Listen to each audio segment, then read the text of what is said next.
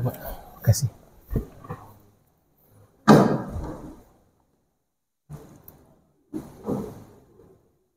Bismillahirrahmanirrahim. Assalamualaikum warahmatullahi wabarakatuh.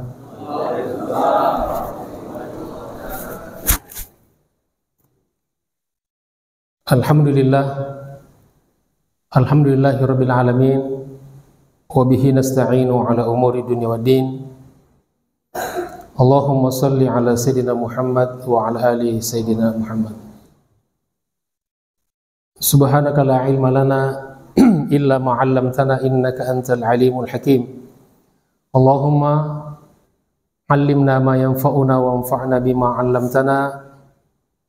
Rabbana zidna ilman warzuqna fahma. Rabbi shrah li sadri wa yassir li amri wahlul 'uqdatam min lisani yafqahu qawli. Amma ba'd. Ma'asyiral muslimin wal muslimat rahimakumullah.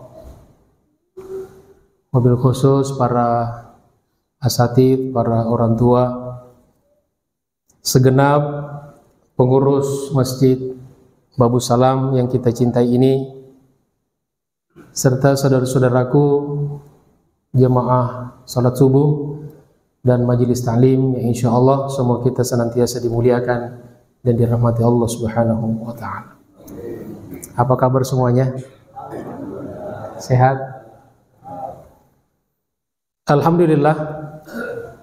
Pertama-tama dan yang paling utama, mari kita senantiasa panjatkan puji dan syukur kepada Allah Subhanahu wa taala atas segala limpahan rahmat dan karunia yang senantiasa diberikan kepada kita sekalian, termasuk di dalamnya rezeki dengan segala maknanya,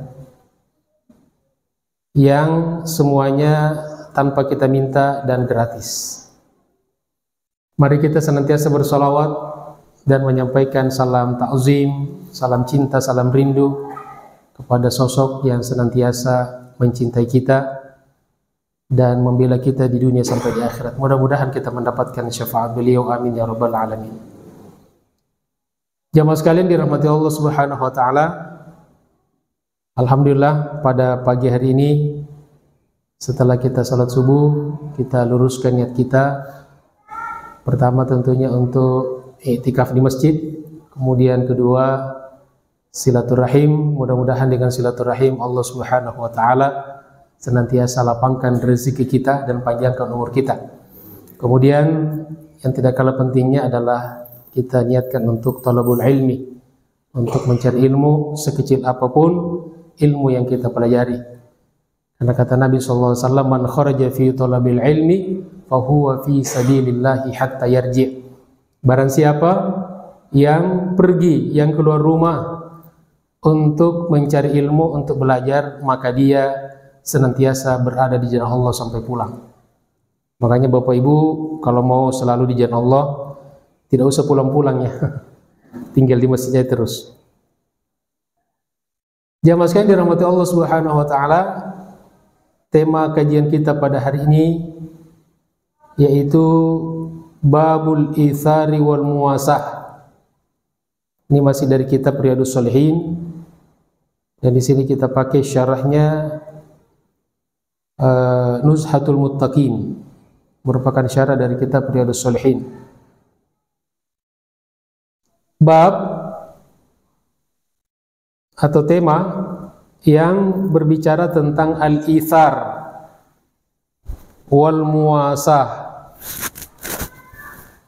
yaitu mengutamakan kepentingan orang lain, mengutamakan kepentingan orang lain daripada kepentingan diri sendiri.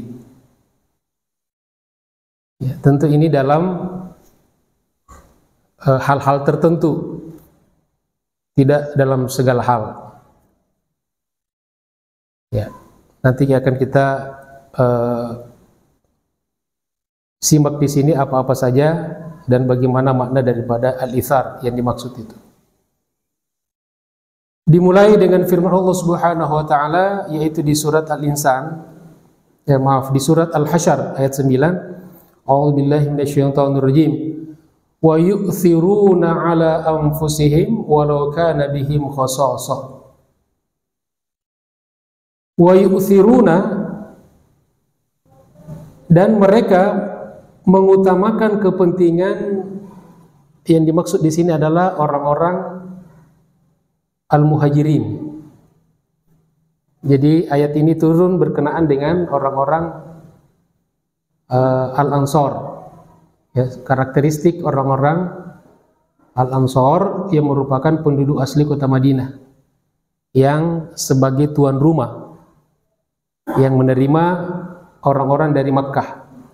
Jadi kata Allah, wa yu'thiruna ala anfusihim, mereka lebih mengutamakan kepentingan orang-orang muhajirin, orang-orang yang datang dari Makkah, atas diri mereka sendiri daripada diri mereka sendiri.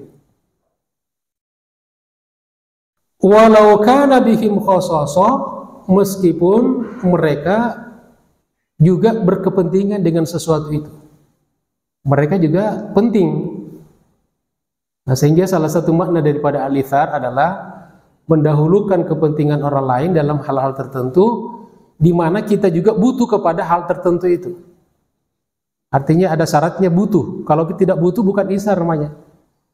Kayak sebagian orang ada ngasih sedekah, ngasih pemberian, tapi dia udah nggak butuhkan gitu. Nah, kasih aja si tetangga itu. Kenapa? Kita udah nggak pakai gitu. Ya sudah rusak. Itu bukan ithar. Jadi ithar adalah kita memberikan sesuatu kepada orang lain, padahal sesuatu itu kita masih butuhkan. Itu yang dimaksud dengan ayat ini. Jadi orang-orang al-ansor, seperti dalam kisah sirah nabawiyah kita sudah sering dengarkan, ya ada di antara mereka mengatakan, jadi Nabi itu sampai di Madinah memasang-masangkan antara orang muhajirin dengan ansor. Namanya dalam satu program al-mu'akhah, dipersaudarakan. Lalu ada orang ansor berkata kepada saudaranya dari muhajirin, saudaraku, saya punya aset harta sekian. Kita bagi dua ya. Masya Allah. Ya, alangkah nikmatnya persaudaraan itu. Hartanya mau dibagi, kita bagi dua. Jadi kalau misalnya 2 miliar, kamu 1 miliar, saya 1 miliar. Kira-kira kalau kita diterima, senang nggak gitu ditawarin begitu? Alhamdulillah. Ya, bahkan dia bilang ada, saya punya beberapa kebun, kita bagi dua ya. Kebun saya 4, kamu 2, saya 2. Bahkan ada yang lebih ekstrim lagi nih, saya punya istri 2. Ya, saya ceraikan 1, kamu pilih salah satunya kamu suka, saya ceraikan, setelah itu kamu nikah dengan dia. Masya Allah, ini makanya diabadikan, perilaku mereka ini direkam ya dalam Al-Quran, dalam surat Al-Hasyr ini. Masya Allah. Kemudian jamaah sekalian dirahmati Allah Subhanahu wa taala, di ayat yang kedua, wa yut'imuna at-ta'ama 'ala hubbihi miskinan wa yatiman wa asira.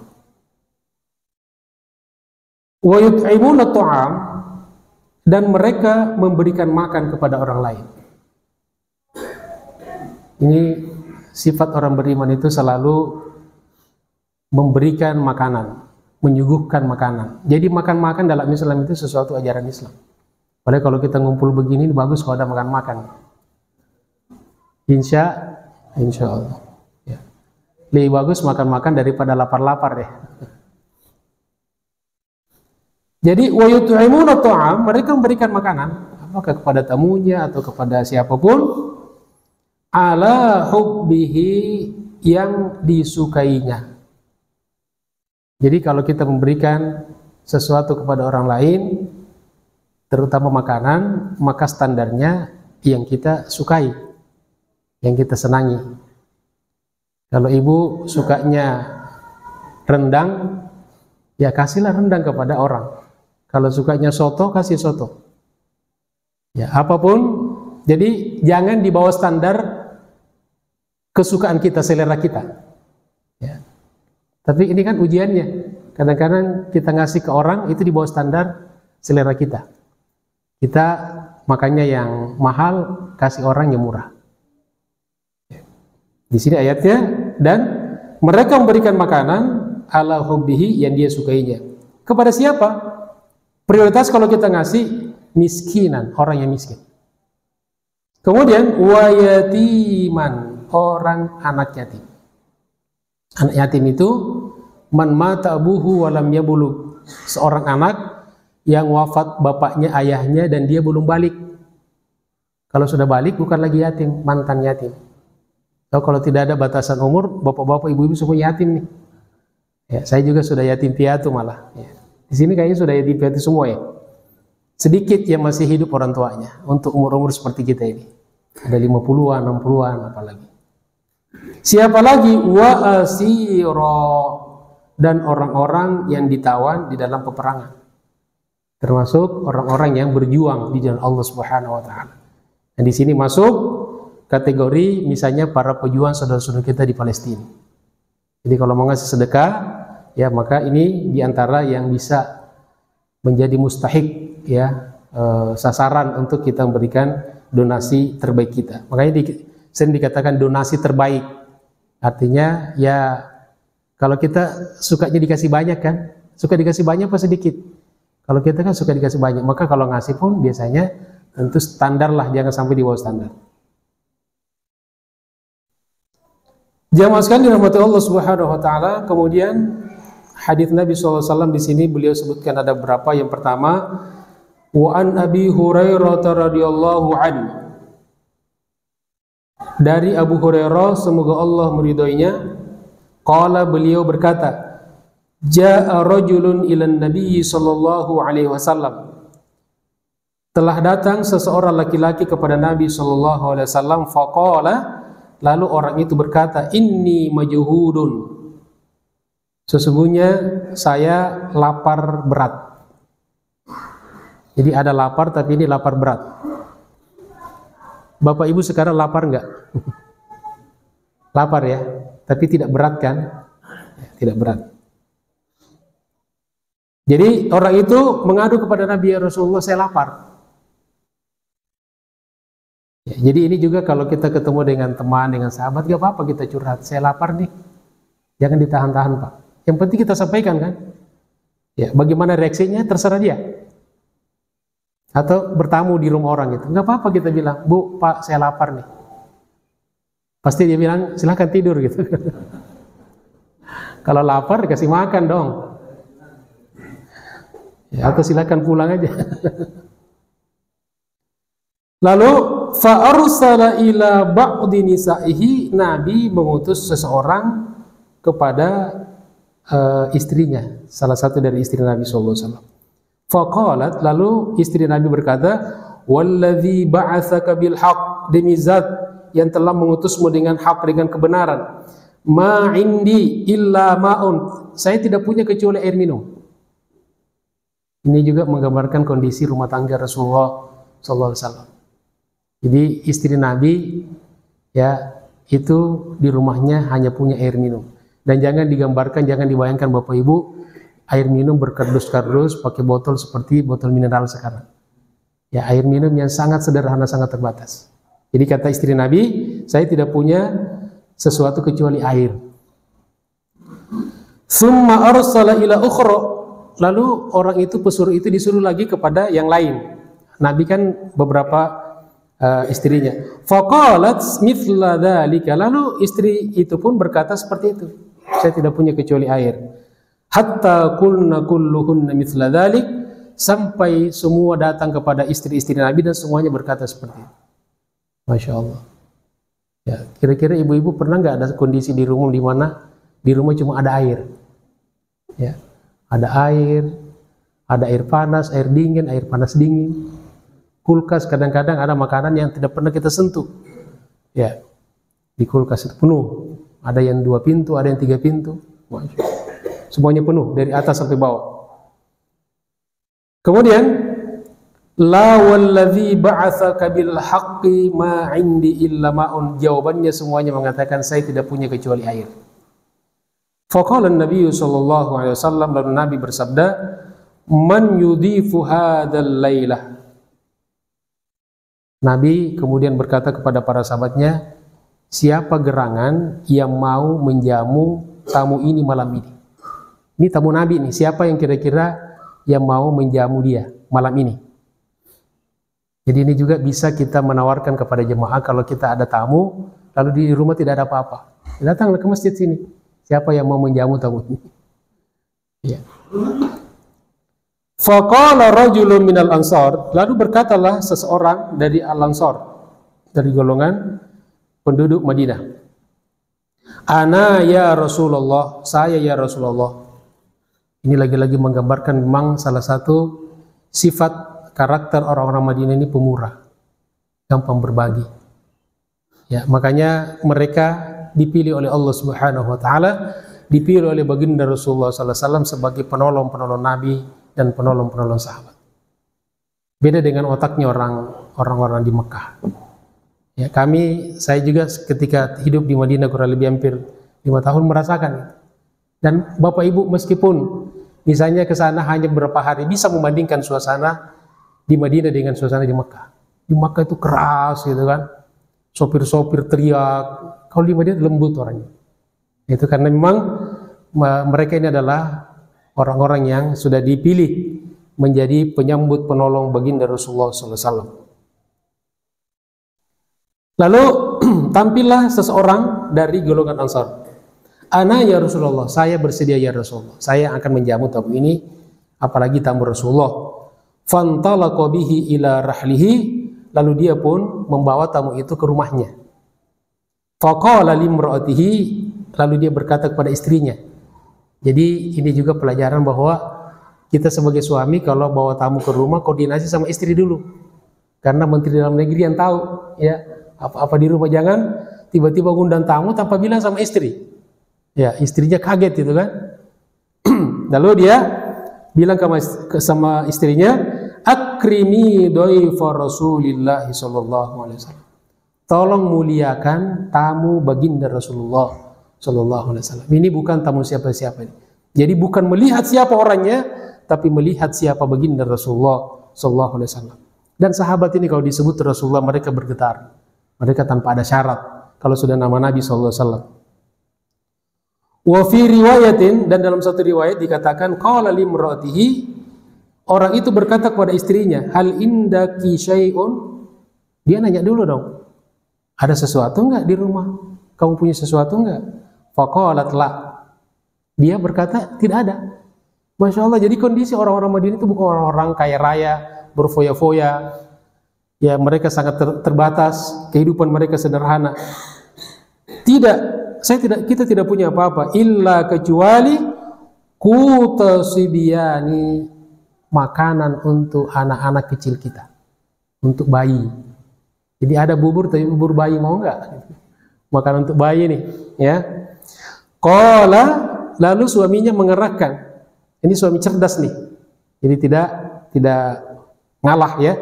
Lalu kata suaminya, allilihim bisyai'in. Ya, coba kamu inilah disibukkanlah dengan sesuatu atau dihibur gitu kan dengan sesuatu.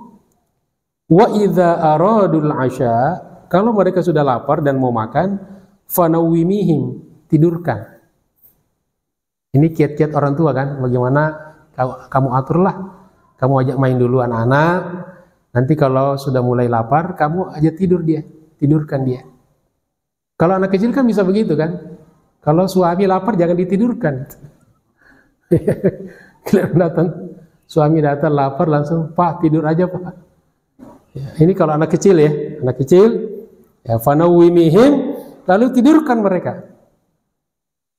Wa idza dakhala dhaifuna, lalu kalau tamu kita sudah masuk, fa'atfi'is siraj, tolong lampu di rumah dimatikan. Ya, jadi gelap. Wa arihi ana akul, wa arihi anna nakul. Biar kalau dia gelap, kita seolah-olah makan dengan dia. Jadi tamunya dikasih piring, dia ada piring, agar tidak ketahuan, maka dimatikan lampunya, dan dia pura-pura juga membunyikan, ya mungkin piringnya, sendoknya gitu. Jadi seakan-akan dia makan bersama, padahal dia piring kosong nih. Faqa'adu wa akala dhaif, lalu mereka pun duduk dan tamu pun makan. wa bata tawiya ini, dan keduanya pun tidur dalam keadaan lapar. Suami istri tidur dalam keadaan lapar di malam itu. Falamma asbaha, keesokan harinya ketika berpagi-pagi, goda ala Nabi sallallahu alaihi wasallam, dia pun segera datang melapor kepada Nabi sallallahu alaihi wasallam. Faqala, lalu Nabi berkata kepada sahabat itu, laqad ajiballahu, sungguh Allah benar-benar telah takjub, kagum, terheran-heran, min soni'atikuma, terhadap perbuatan kamu berdua, kamu dan istrimu, bidaifikuma, dengan tamumu, al-lailata, tadi malam. Jadi Allah itu kagum ya dengan cara kamu ya menjamu tamumu pada tadi malam itu. Kira-kira kagum gak kita melihat? Kira-kira ada nggak orang seperti itu sekarang? Ya, kalau mungkin orang sekarang, bagaimana mengajari istrinya agar tamunya tidak betah? Bagaimana tamu ini biar segera pulang, gitu kan? Kalau ini, bagaimana tamu ini bisa makan dan dia terkesan kita juga makan? Nah, ini yang membuat Allah takjub. Jadi Allah itu takjub dengan hal-hal yang jarang dilakukan orang. Ya, jadi makanya kata ulama, kata guru-guru kita, buatlah amal-amal yang bisa membuat Allah takjub, yang tidak banyak orang lakukan. Ya, yang aneh-aneh tapi benar, itu yang bisa mengundang takjub dan kekaguman Allah Subhanahu wa taala kepada seorang hamba. Beberapa pelajaran yang bisa kita ambil dari hadis ini. Yang pertama, al-haddu 'alal ithar. Dorongan, motivasi untuk berbuat al-ithar, yaitu mementingkan orang lain daripada diri kita sendiri. Jadi selalu ithar itu bukan sekedar memberi. Ya, jadi beda dengan infak dengan sedekah. Tapi kalau ithar, di dalamnya ada infak sedekah, tapi syaratnya adalah kita, orang yang berinfak itu butuh kepada apa yang diberikan itu. Jadi ini ada dorongan tersendiri khusus untuk namanya al-ithar. Yang kedua, jemaah sekalian, adalah thana'ullahi 'alal ansar wa imra'atihi. Pujian Allah, apresiasi Allah kepada al-ansar, laki-laki al-ansar. Tadi yang menjamu tamu Nabi Muhammad SAW, wa imra'atihi, dan juga kepada istrinya. Inilah pasangan ideal. Jadi suami istri itu kompak dalam kebaikan. Ya, karena repot juga kalau salah satunya berbeda. Jadi harus frekuensinya ini, kalaupun tidak sama persis, tapi paling tidak standar lah. Jadi Allah memberikan pujian, sanjungan kepada suami laki-laki al-ansar itu dan istrinya. Dalilun ala annahuma ahsana wa ajmala. Itu sebagai salah satu dalil bahwa keduanya telah berbuat baik dan telah melakukan sesuatu yang sangat indah. Itu yang membuat Allah senang, Allah takjub. Yang ketiga, ikramud duyuf, memuliakan tamu. Khuluqun nabilun, adalah akhlak yang terpuji fil islami, di dalam Islam. Itu salah satu akhlak dan salah satu parameter keimanan seseorang kepada Allah, sejauh mana dia melayani, meladeni tamunya. Makanya hadis Nabi yang kita sudah hafal semuanya, kata Nabi SAW, man kana yu'minu billahi wal yawmil akhir falyukrim dhaifahu. Barang siapa yang beriman kepada Allah dan hari akhirat, maka hendaklah dia senantiasa memuliakan tamunya. Jadi kata ulama, salah satu cara kita kalau kita mau mengukur bagaimana tingkat keimanan, keislaman seseorang, jangan sekadar dilihat pada ibadah mahdhahnya, kepada zikirnya, kepada ibadah-ibadah dia dengan Allah, tapi salah satunya lihat bagaimana dia meladeni tamunya. Kalau kita datang ke rumah orang lalu dia cuek, ya dia tidak senang, itu penggambaran imannya dipertanyakan. Walaupun dia sholatnya bagus, zikirnya bagus, tapi tidak connect.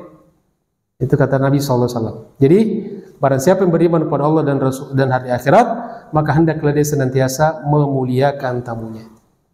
Dan salah satu, ya, 4 atau 5 hal yang merupakan terburu-buru yang dibolehkan. Jadi terburu-buru dalam Islam itu dilarang, ya, karena dari setan. Akar dorongannya itu dari setan. Al-ajalatu minasyaiton. Ya, terburu-buru itu dari setan. Tetapi ada terburu-buru yang dibolehkan. Di antaranya adalah it'amud dhaifi idza nazala. Terburu-buru yang dibolehkan, bahkan disunnahkan, dianjurkan adalah memberikan makan kepada tamu kalau kita kedatangan tamu.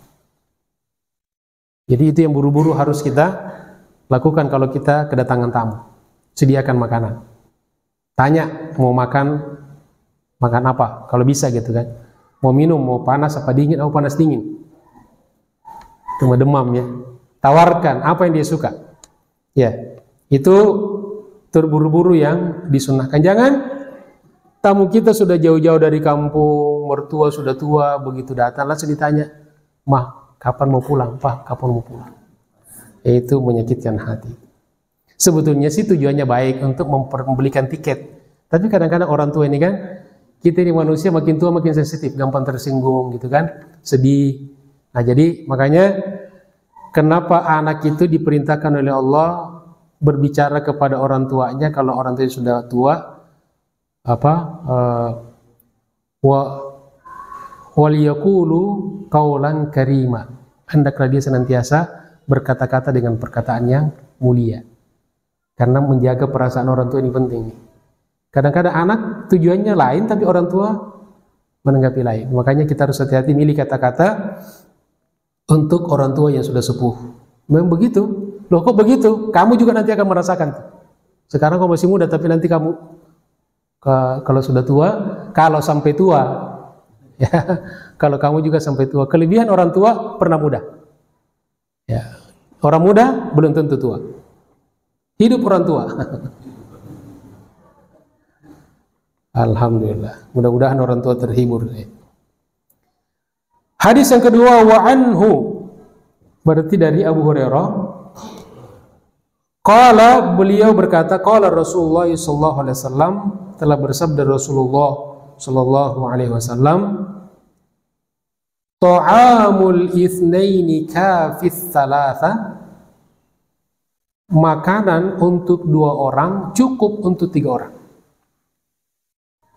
Wa ta'amus thalathati kafil arba'ah, dan makanan untuk 3 orang cukup untuk 4 orang. Bisa kita praktekkan ini. Dengan syarat digabungin. Ya, jangan dipisah-pisah. Makanannya dibagi 2 kemudian masing-masing pergi, itu enggak cukup. Tapi kalau makanan dalam 1 piring, insya Allah yang tadinya 2 porsi bisa untuk 3 orang. Begitu makna dari hadis ini. Muttafaqun alaihi, hadis ini diriwayatkan oleh muttafaqun alaihi, Al-Bukhari nomor 5392 dan Muslim nomor 2058.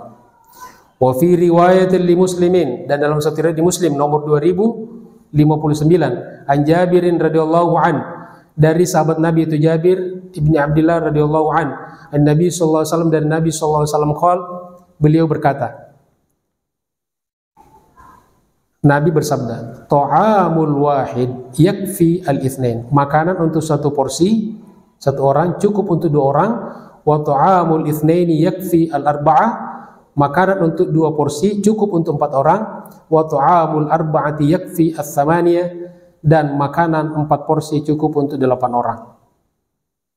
Hafadal hadis. Pelajaran dari hadis yang pertama, al-haddu 'alal makarim, motivasi untuk suka memberi, anjuran suka memberi, sifat al-karam, ya, itu anjurannya. Wal qanaa'ati bil kifayah, dan selalu merasa cukup dengan yang ada.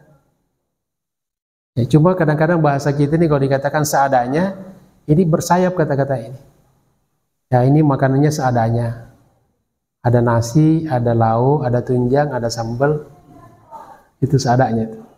Jadi maksudnya yang ada yang tidak dibuat-buat, yang tidak diada-adakan. Itu yang pertama. Yang kedua, laisal muradu minal adadil hasru.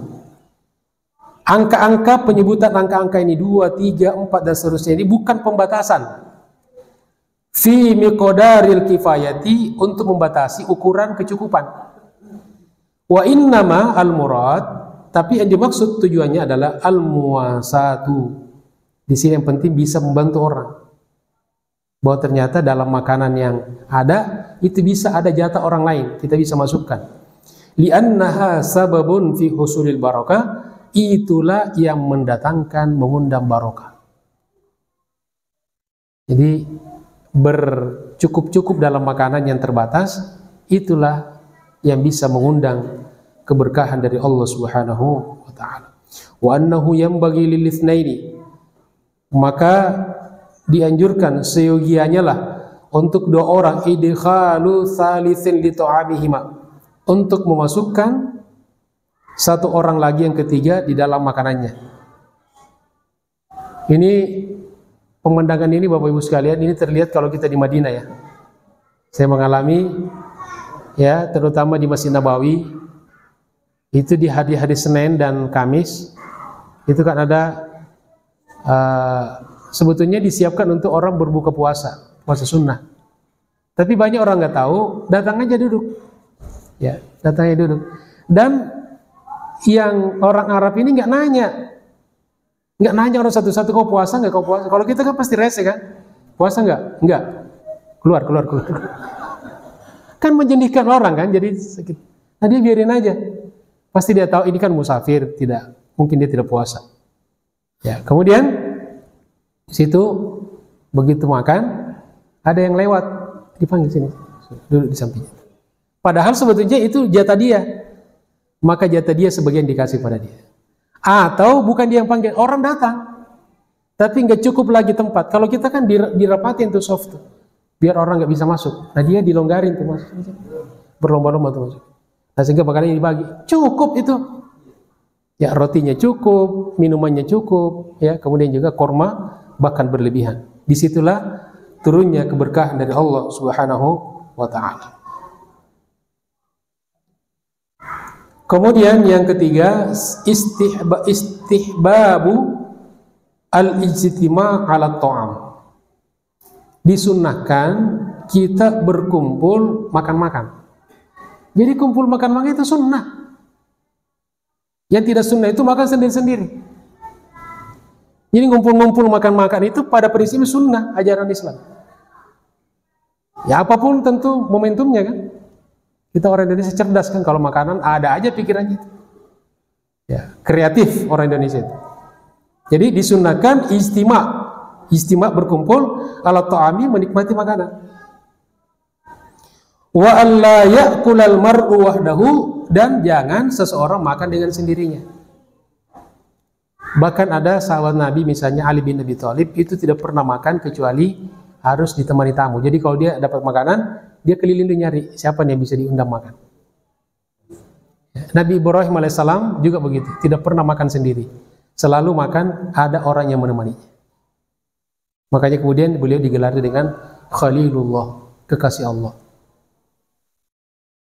Sebagian orang kalau mau makan enak, ngumpet, ya sembunyi-sembunyi, diam, tiarap nanti mereka datang juga. Ini ya Allah, makanan yang tidak bawa berkah ini pastinya nih. Na'udzubillahi min dzalik. Jamaah sekalian dirahmati Allah Subhanahu wa taala. Kemudian hadis berikutnya, wa an Abi Sa'id al-Khudri radhiyallahu an, dari sahabat Nabi yaitu Abu Sa'id al-Khudri, semoga Allah meridainya. Qala, beliau berkata, bainama nahnu fi safarin ma'an Nabi sallallahu alaihi wasallam. Tatkala kita atau kami sedang dalam satu safar, perjalanan dengan Nabi sallallahu alaihi wasallam. Jadi sahabat dengan Nabi ini sering berjalan bareng-bareng, ya, sering musafir dengan Nabi SAW. Artinya Nabi ini akrab dengan sahabatnya. Idh ja'a rajulun ala rahilatin lahu, tiba-tiba ada seseorang datang membawa kendaraannya. tunggangannya. Kalau rahilah itu biasanya onta. Faja'ala yasrifu basarahu yaminan wa shimalan. Lalu orang itu menoleh kanan kiri. Dilihat oleh Nabi, oleh sahabat ini, dia orang itu noleh kanan kiri. Faqala Rasulullah sallallahu alaihi wasallam. Lalu Nabi bersabda, "Man kana ma'ahu fadlu dhuhrin." Barang siapa yang memiliki kelebihan kendaraan, falya'ud bihi ala man la dhahra lahu, maka hendaklah dia berikan kepada orang yang tidak punya kendaraan. Ini peringatan kepada orang yang suka mengoleksi kendaraan. Kadang-kadang ada orang kendaraannya cuma ditutupin, ya, diselimutin di rumahnya, tidak dipakai. Nah, daripada dianggurin, kata Nabi, barang siapa yang punya kelebihan kendaraan, maka berikanlah kendaraan itu kepada orang lain. Ya, wakafkanlah, berikanlah kepada pihak-pihak yang bisa memanfaatkan, dan insya Allah nanti menjadi jariah. Ya, selama orang pakai untuk kebaikan, untuk ibadah, maka pahalanya mengalir masuk di rekening pahala orang yang memberikan itu. Itu hebatnya, namanya wakaf itu. Tapi kalau kita pakai sendiri, cuma kita nikmati sendiri, dan sebatas itu saja, dunia saja. Ya, kalau kita mati paling diperebutkan oleh ahli waris kita. Yang kalau kita tidak didik mereka, bisa jadi lebih ganas daripada orang tuanya, lebih rakus daripada orang tuanya. Wa na'udzubillahi min. Mudah-mudahan kita semua mendapatkan keturunan yang soleh dan soleha. Kemudian kata Nabi, wa man kana lahu fadlun min zadin, barang siapa yang punya kelebihan dalam perbekalan, falya'ud bihi ala man la zada lahu, maka hendaklah dia berikan kepada orang yang tidak punya perbekalan. Kadang-kadang Bapak Ibu, kondisi ekonomi kita ini beda-beda. Tiba-tiba kita dalam satu perjalanan, katakanlah misalnya umroh.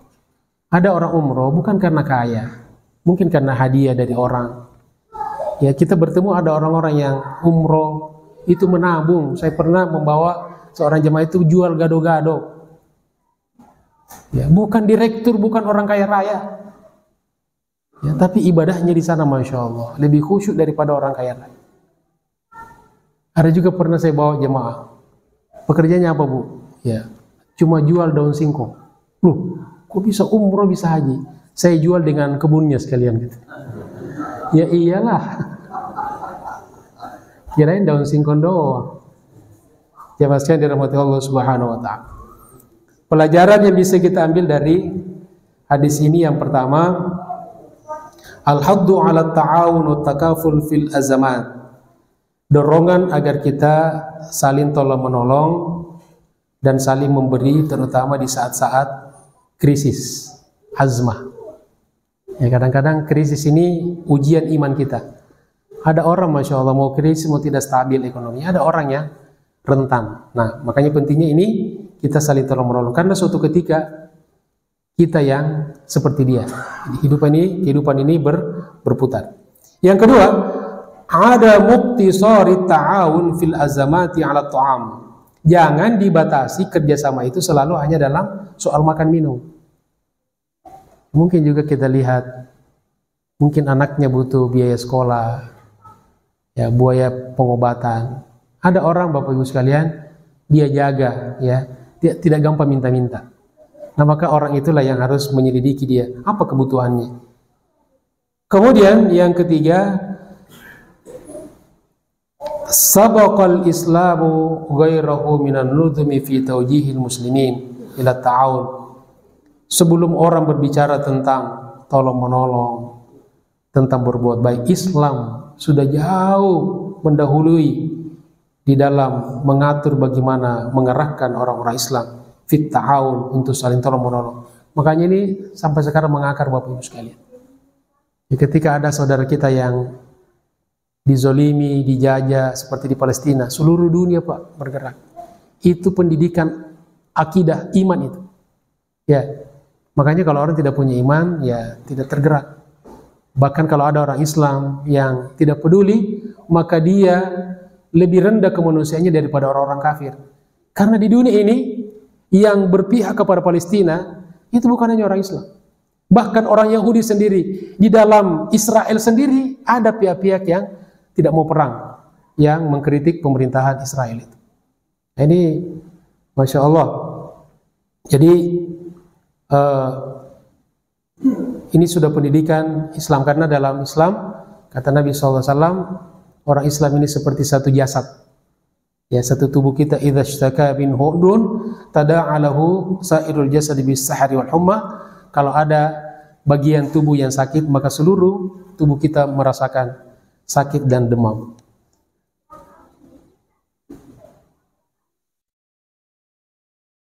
Demikianlah jemaah sekalian kajian kita pada pagi hari ini. Mudah-mudahan bermanfaat. Sebelum kita tutup, silahkan kalau ada yang mau menambahkan atau ada yang mau bertanya.